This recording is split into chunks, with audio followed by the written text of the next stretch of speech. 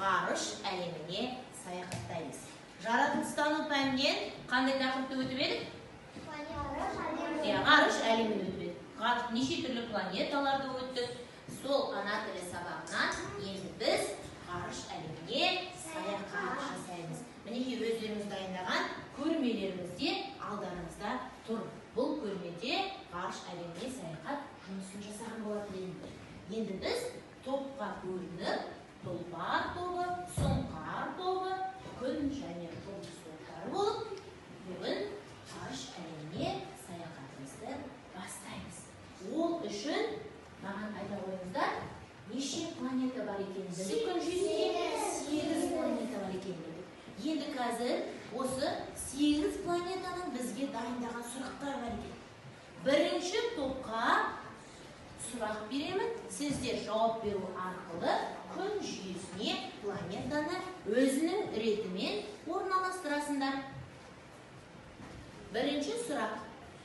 Тұлпар тобына сұрағымыз, әріп дегеніміз не? Әріпті көреміз, жазамыз. Бірінші Меркурий. Молодец. Екінші сұрағымыз, дыбыс дегеніміз не? Дыбысты естиміз, айтамыз. Молодец.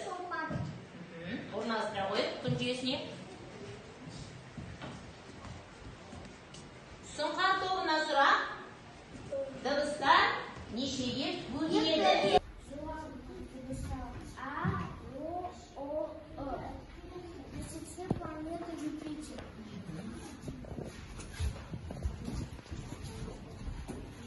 Күн тобына келесі сұрағымыз, жіңішке дауысты дыбыстарды ата. Міне. А, Е, В, Э, Э. Алтыншы Сатурн. Молодец.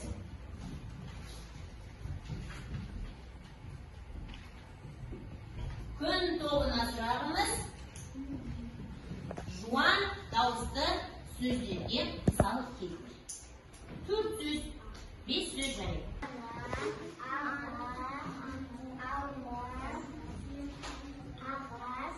Молодец, молодец. Я. Планета. Бірінші планета Уран. Молодец. Соңғы сұрағымыз сіздерге. Жіңішке дауысты дыбыстарға сөз айтады. Әжер, ілі, үмітші. Молодец. Планетаны айтай ғой. Сегізінші Нептун. Өте жақсы. Осы бүгінгі сабағымызға көшеміз. Бүгінгі тақырыбымыз балалар жуан, жіңішке дауысты. Осы әдіспен жатталған өлеңді айтып береді. Мария. Түнде де күндізде, тілдесем жұлдызбен, күнде де сесеріп, күнделікті жүргізем бағдарда, ғарышты ертеден барысты, астроном амандай барлаймын алысты. Молодец, өте жақсы. Қошемет көрсетеміз. Тағы айтады. Яғни Түнде күндізде, тілдесем жұлдызбен, күнде де тексеріп, күнделік жүргізем бағдарда, ғарышты зерттен барысты, астроном ағамдай барлаймын алысты. өте жақсы. Молодец. Күндеде күндізде, күндізем жұлдызбен, күнде де тексеріп, күнделік жүргізем ақылап ғарышты зерттен барысты, астроном ағамдай барлаймын алысты. Молодец, өте жақсы.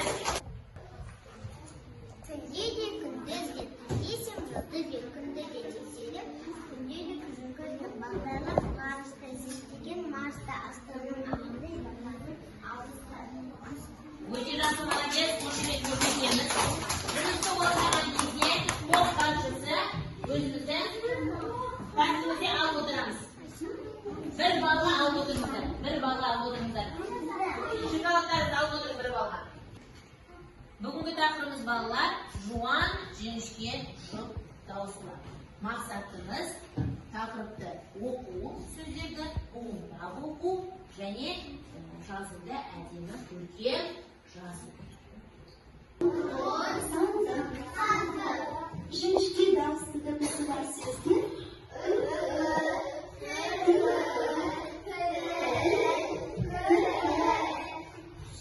қазақ тілінде төрт жуан дауысты дыбыс бар және олардың жіңішке дауысты сыңарлары бар.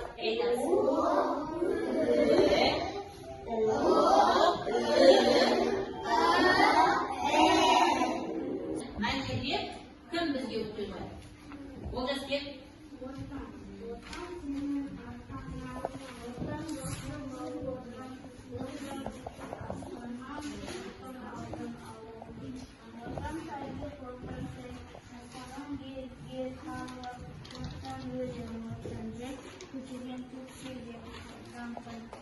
Өте жақсы.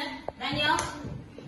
Отан сенің атанаң, отан досың бауырың, отан өлкең астана, отан аудан ауылың, отан тарих, отан тіл, жасаған елің ел халқың, отан өлім, отан жыр, көкейге даңқың. Өте жақсы. Молодец. Қазір Анелия оқыңдар. Отан сенің атанаң, отан досың бауырың, отан өлкең астана, отан аудан ауылың, отан тарих, отан тіл, жасаған елің ел халқың, отан өлім, отан жыр, көкейге даңқың. Өте жақсы, молодец. Сабина.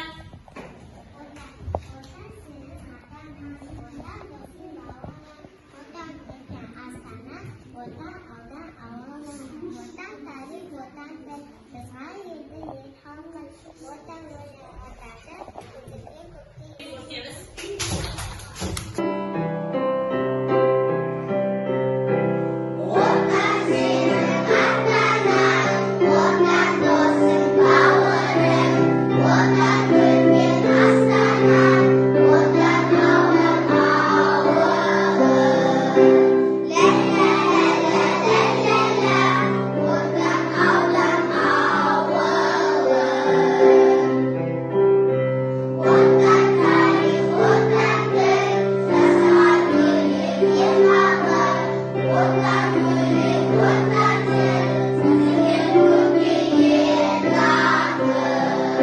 Балалар, топтық жұмыс жасаймыз.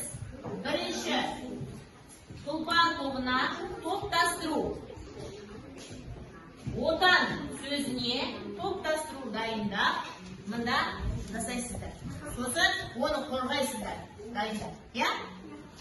Екінші, топқа, сұңқар тобына бас қатырғыш, мақалды құрып шығасыздар сіздер.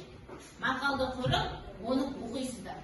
Үшінші, жұлдыз тобына 5 саусақ әдісімен сөйлемді оқимыз. Күн тобына полиглот сөздерді орыс тілінде, қазақ тілінде, ағылшын тілінде аудармасын айтамыз. Ал топтық жұмысты бастадық. Бастай ойындар.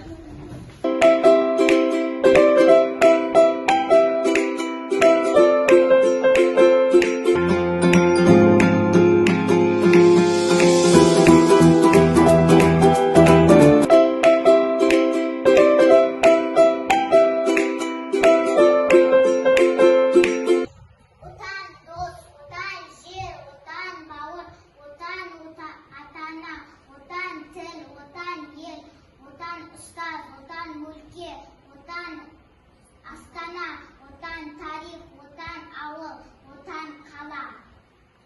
Қошемет көрсетеміз. Отанды сүю отбасынан басталады. Ел іші алтын бесік, отан дастық. Отансыз адам, ормансыз бұлбұл. Молодец, қошемет көрсетеміз. Отыра ойындар. Аты тұлпар, қырап, етабада бейнелген. Шолпан ең жарық жұлдыз. Жер планетасында ғана тіршілік бар. Қыран, құстай, бике, қанат.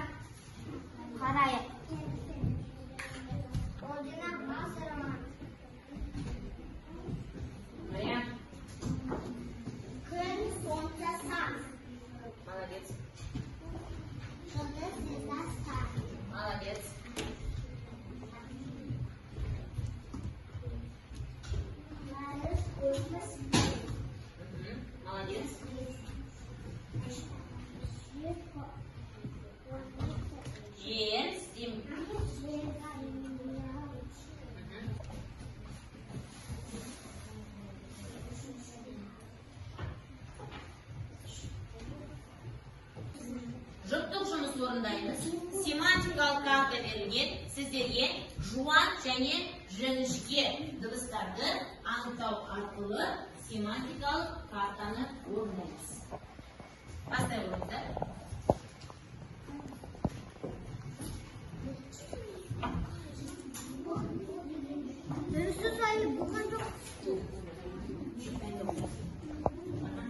Кім болды?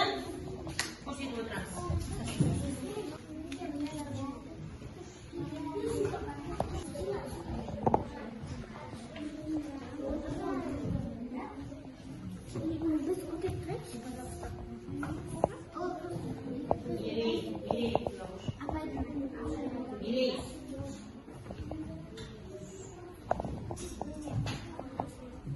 Тапсырмамыз балалар, топтық жұмыста тұлпар тобына сіздерге заттар берілген, сол заттарды құрастыру арқылы және оны сөзбен жазып шығамыз. Сұңқар тобына буындар берілген, буындардан сөз құрастырамыз. Бұл біздің тапсырмамыз ғарыш әлемімен байланысты. Келесі жұлдыз тобына буындар берілген, бұл жұп буындар. Жұбындамыз. Жуан, буын, жіңішке буын. Күн тобына жуан және жіңішке дауысты сөздер берілген, екеуін әрбіреуін бөліп шығамыз. Жуан сөзді бір бөлікке, жіңішкені бір бөлікке. Және сөзді жазып шығамыз. Бастаймыз.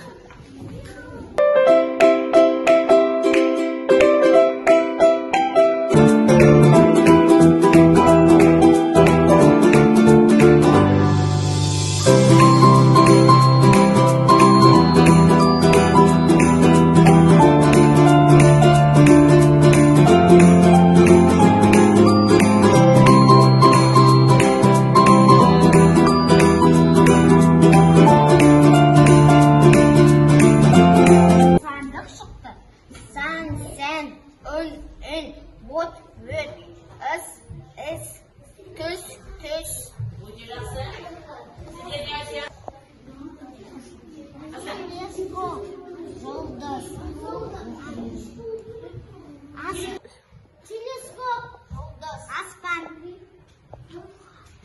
ғарыш, зымыран.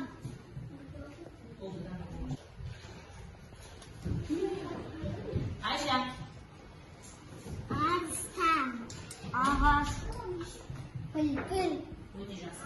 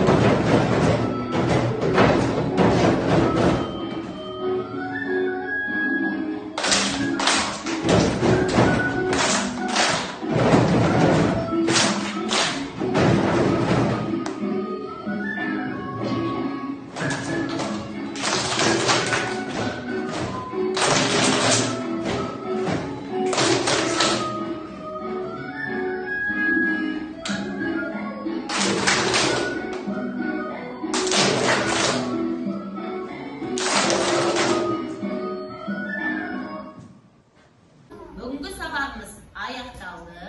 Енді өзімізді бағалау ретінде рефлексия, микрофон әдісімен бүгінгі сабақта бізге не ұнады, қандай тұстары ұнады, кезекпен айта қояйық.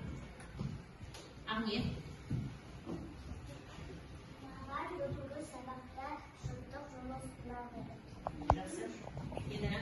Маған ағылшынша, орысша, қазақша айтқан ұнады. Сөздерді полиглот әдісі ұнады, иә? Өте жақсы. Әдістерді айтамыз. Қолдаспен. Ала ғой, микрофонды қолға ала ғой. Өте жақсы. Аяқ.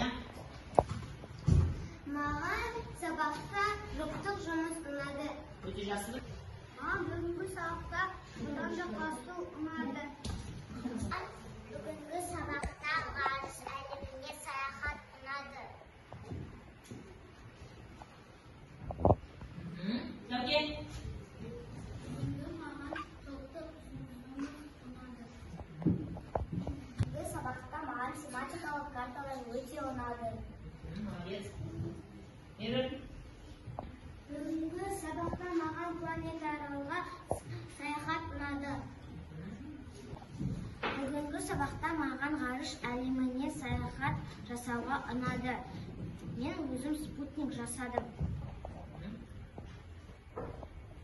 Марлен.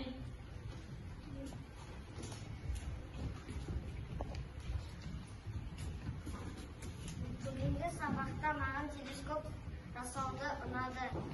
Бүгінгі сабақта маған планета жасауға ұнады.